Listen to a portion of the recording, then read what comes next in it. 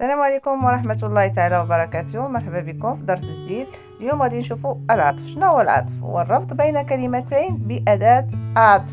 من ماذا يتكون العطف؟ يتكون من المعطوف عليه، أداة العطف والمعطوف.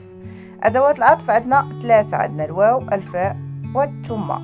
عندنا الواو تفيد الجمع بين المعطوف والمعطوف عليه، الفاء تفيد الترتيب والتعقيب، ثم تفيد الترتيب دون التعقيب. خصنا نعرفوا أن المعطوف عليه يتبع المعطوف في إعرابه، يعني إذا كان المعطوف عليه مجرور كيكون المعطوف هو مجرور، كان مرفوع مرفوع، ومنصوب كذلك منصوب. ناخذ أمثلة.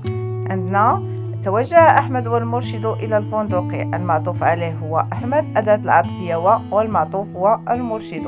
الناقلات متعددة الأشكال والألوان، المعطوف عليه الأشكال، أداة العطف والمعطوف هو الألوان.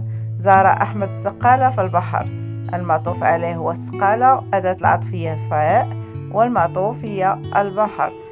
سافر أحمد إلى الصويرة ثم العيون، المعطوف عليه الصويرة، أداة العطف ثم والمعطوف هو العيون.